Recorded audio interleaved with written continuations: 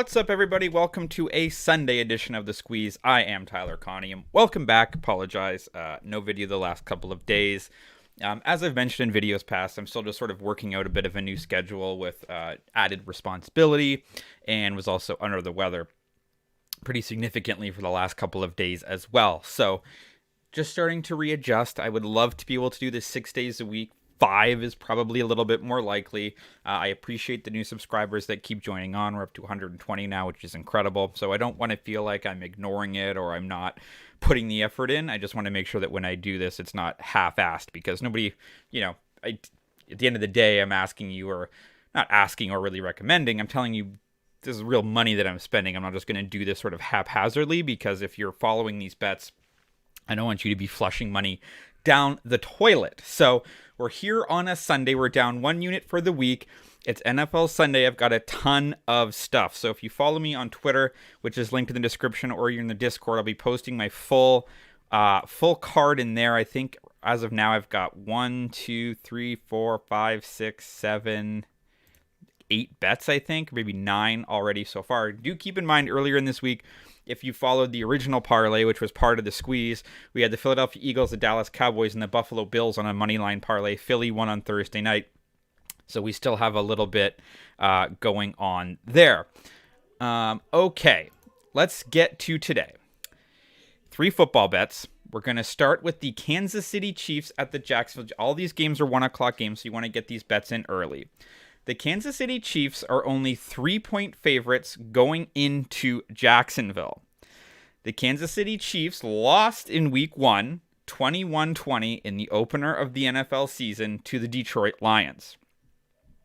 They were without Travis Kelce, who's expected to play today. They're the defending Super Bowl champions going into Jacksonville, who take nothing away from them. They beat Indianapolis 31-21. Now, if you remember the end of the Colts-Jags game, if you were watching that, the Colts had marched it right down the field. Anthony Richardson got injured when the Colts had the ball on the 2 or 3 yard line. Gardner Minshew had to come in, and that was a disaster. So the Colts were actually kind of right there against Jacksonville with a rookie quarterback, a new coach, all that sort of thing. I know that the game was in Indianapolis, and now this is in Jacksonville, but I just don't see a way that the Kansas City Chiefs start this season 0-2. They've got Andy Reid, they've got Patrick Mahomes, and the line is -3. They're going to be pissed off. They lost to the Detroit Lions team, who, although is supposed to be very good this year, they're still the Detroit Lions. Do you think Andy Reid's going to take kindly to losing the first game of the NFL season when you've had the whole offseason to prepare? You lose Week 1 to the Detroit Lions. They're going to be angry. They're going to be pissed off. They are not going to suffer a Super Bowl hangover because it's their second title.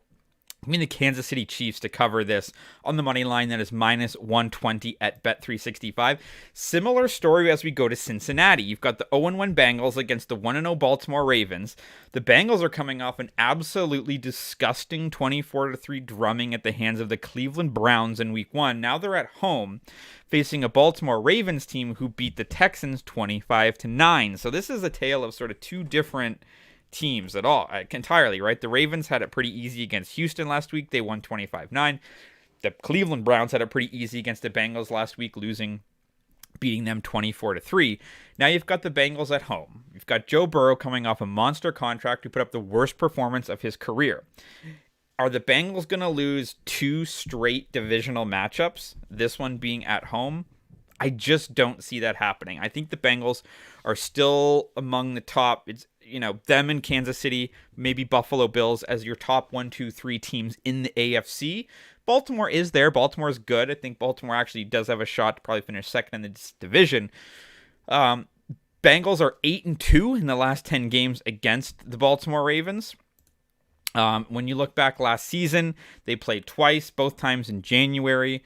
Bengals beat them 24-17, and they beat them 27-16. Both of those games are in Cincinnati.